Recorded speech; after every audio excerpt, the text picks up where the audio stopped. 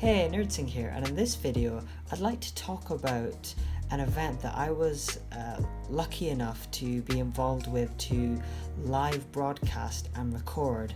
It was a week-long Smagam in Birmingham, which is a gathering of Sikh community to sing devotional music. From the live broadcast on YouTube, we had a lot of questions on how did you do that and what kit did you use, because the feedback was that it's one of the best quality broadcasts that the community have ever seen, both video and audio. So in this video, it's not really kind of an in-depth tutorial, but more of a reflective debrief and to demystify for those who are asking the question. And it's also to move towards a new series that I am developing for Singh, which will be released in the future. In this video, I'll discuss what we were asked to do, and then what we actually did, what kit we used, what challenges we had, and what aspirations we have moving forward. So the main request was for a high quality audio, and then secondary was a live broadcast on YouTube. So I'll leave a link to all of the broadcasts that we did in the description, and you can see the kind of quality that we were broadcasting in. And during the week it got better, especially as we tweaked the way that we recorded audio for the broadcast.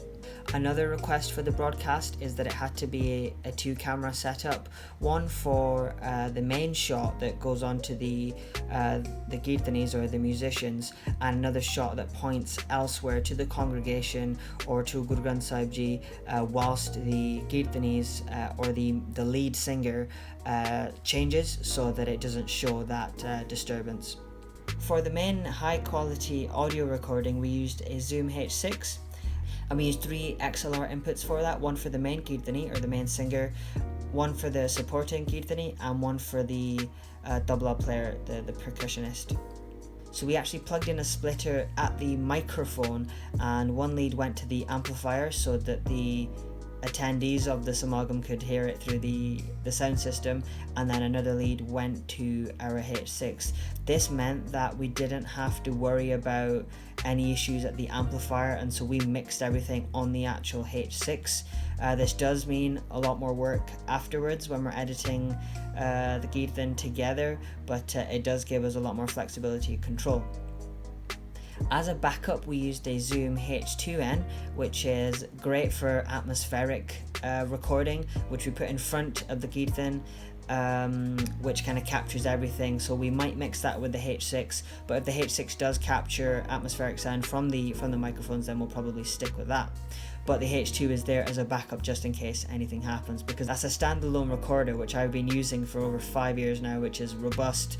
Know that nothing's going to happen with that, and it will produce a decent sound. Okay, on to the fun part now, the broadcast. So we used a Canon 5D Mark III with a 50mm fully manual Carl Zeiss 1.4 lens, and that was what made the quality of the shot, especially in broadcasts like this, events like this, it's very dark, the lights are switched off, and the Keertan goes on into the late evening, and twice during the Smagam it was an all-night thing, so it's almost pitch black, but that lens made it. The Zeiss lens that we used was fully manual, so it's hard to focus, but once you got it focused, it gives you this dreamy effect where the back is completely out of focus, and allows you just to focus on the main Keertanis. And that's what made the broadcast quite unique compared to other ones where the whole shot is in focus. And then for the second camera, we actually used a 1080p Logitech webcam, a USB webcam, which we could turn and pan and tilt and just use as a B-roll shot. We were using a Canon 1DX to capture slow-mo B-roll footage and a DJI Osmo with an iPhone 7. So then we were importing that into a second Macbook Pro, editing that in Final Cut, transporting it across using AirDrop, bringing it into OBS as B-roll footage, and then just playing that on top. So the Sangha really enjoyed these kind of slow-mo B-roll footage that wasn't live as such, but it was just maybe 5 or 10 minutes before, so it gave that really kind of cinematic feel in between different shots, which was really fun. So we used the HDMI from the Canon into a Blackmagic Ultrastudio Mini Recorder, and then that turns into a Thunderbolt 2 cable, which we plugged into a 2015 MacBook Pro. For audio for the broadcast, we had another Zoom H6, which was used as a USB sound input into the MacBook Pro. And at the beginning of the week, we just used the stereo mics on the X6. During the week, we had so much feedback that we can't hear the Keertan, etc. So we took an output from the amp separately and put that into that H6 so that the broadcast listeners could actually hear everything from the microphone, but that was mixed from the amp. But that proved to be a real success. We had a bit of a challenge with converting stereo to mono, but we managed that in the end. So we had the Canon, the Logitech webcam and the H6 going into the MacBook Pro, and we used an application which is free called OBS, and we used that, we connected it to YouTube and live stream like that. I'll make a tutorial in the future about how we specifically did this, but perhaps not suitable for this quick video. Okay, so challenges. We had a lot of challenges. The Wi-Fi was appalling, so we actually did this whole broadcast using dongles, and then we had problems with the reception and using a lot of data. We were using about 4 gigabytes per hour of broadcasting, so we spent a lot of money buying add-ons and tethering from different people's phones and dongles and all sorts. But on the whole, it went really well. And the great thing was, because the audio was separate from the H6, when the video broadcast stopped because the internet speed slowed down, the audio would still continue. So for listeners, it didn't cut so much, so it wasn't so jarring. And then when the video kind of caught up, then you could carry on enjoying the full broadcast.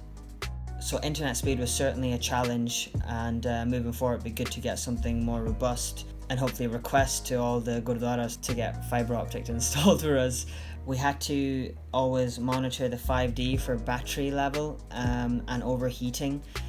During broadcasting, it would just cut out and go black, probably because of overheating.